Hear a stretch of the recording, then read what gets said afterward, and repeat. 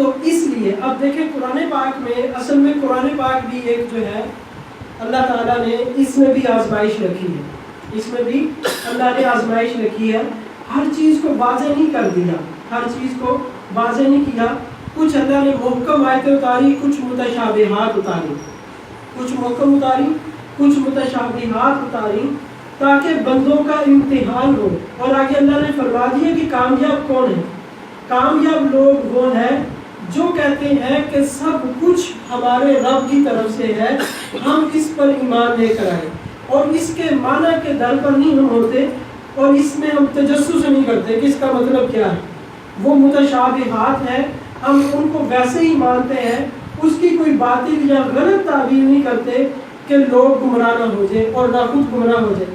سورہ آل عمران میں اللہ تعالیٰ فرما رہے ہیں هو الذی انزل علیک الکتاب منہ آیات محکمات، کہ اللہ نے کتاب نازل کی، اس میں کچھ آیات محکمات ہیں، واضح ہیں. ہن ام الکتاب، جو کتاب کی بنیاد ہے اور اصل ہے، باقی تمام چیزیں اس کے تابع آتی ہیں، باقی تمام چیزیں اس کے تابع ہیں.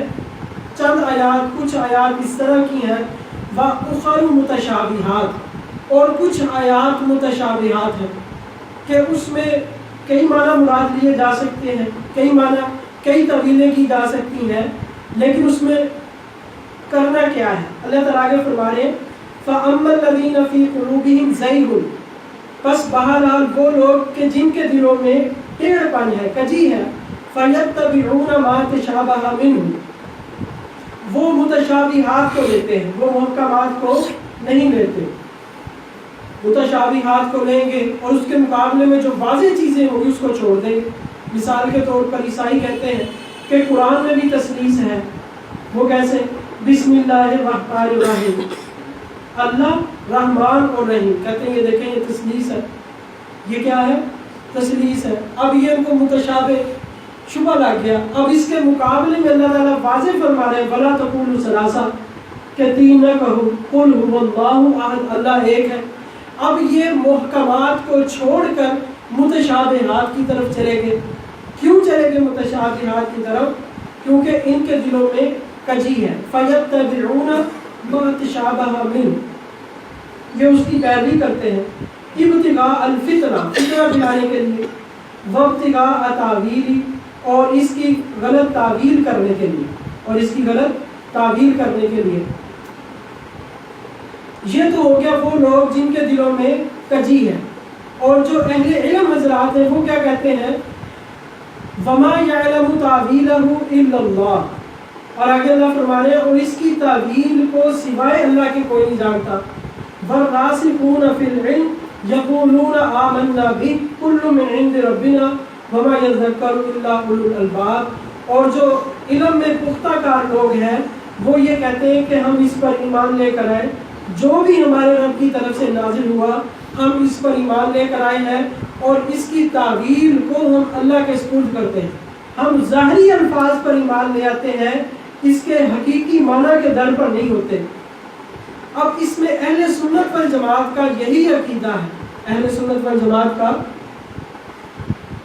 کہ اللہ تبارک و تعالیٰ نے، غور سے سنیے گا، کہ اللہ تبارک و تعالیٰ نے جو الفاظ استعمال فرمائے وجہ اللہ، جس کا اردو میں چہرہ ان لوگوں نے کیا اللہ کا چہرہ، اللہ کا ہاتھ، اللہ کی آنکھیں اور اللہ کی پنڈلی، انہوں نے اس سے اللہ کا جسم مراد لے لیا، اللہ تعالیٰ کا جسم مراد لے لیا.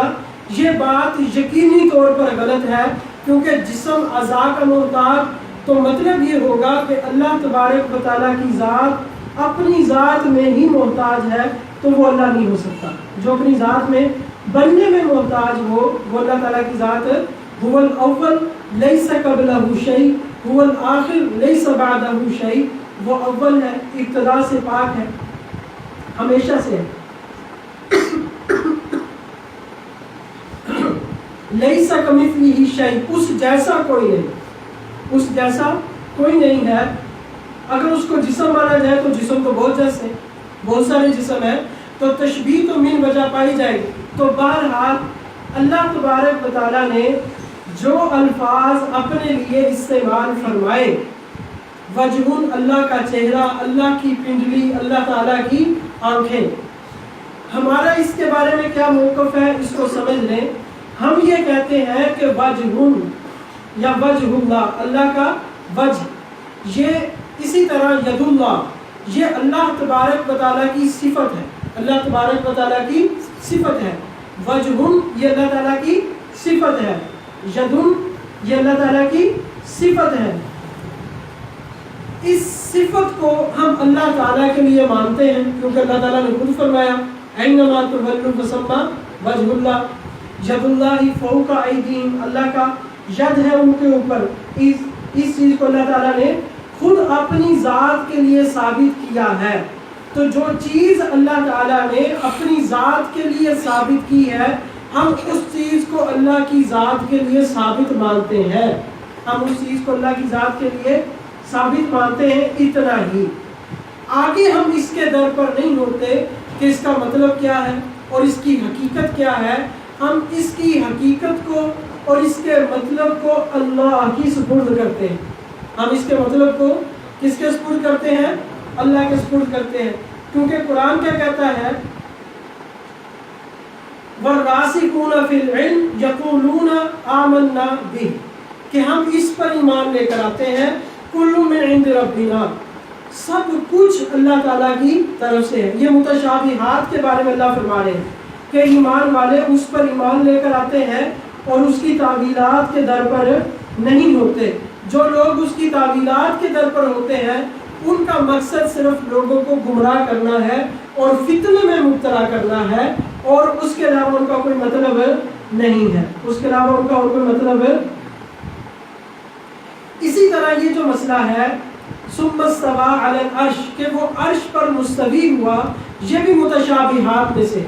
हम कहते हैं इस्तिवा अलल अर्श, ये अल्लाह के लिए साबित है, हम इसको मानते हैं, हम इसको मानते हैं। अब अगर ये कहा जाए कि अल्लाह अर्श पर ही है, ये तो कहीं नहीं लिखा, ये तो कहीं नहीं लिखा। अब ये तो कुरान ने जो मफ़हूम बताया था वो मैंने उसका खुलासा आपको अर्ज किया कि हमारे यहाँ इसके बारे में क्या अकीदा और क्या नज़रिया होना चाहिए। फिर दूसरी बात ये है कि अल्लाह तबारक व तआला ने ये बात इरशाद फरमाई कि रहमान अर्श पर है। अब जो लोग इसकी तावील करते हैं वो अल्लाह ताला के लिए जिस्म मानते हैं, फिर बजाय ये कि वो जो अल्लाह ने बताया था कि वो ये कहे कि हम ईमान लेकर आते हैं और इसकी तावील नहीं करते, इसकी गलत तावील नहीं करते, हम बस ईमान लेकर आते हैं कि ये अल्लाह के लिए साबित है। बजाय ये कि वो रुजू कर लेते, उल्टा एतराज़ कर दिया हमारे ऊपर। कभी देखो तुम कहते हो अल्लाह हर जगह है, अल्लाह ताला की ज़ात हर जगह है। अच्छा, पहले थोड़ी सी मैं इस अक़ीदे की ज़रा वज़ाहत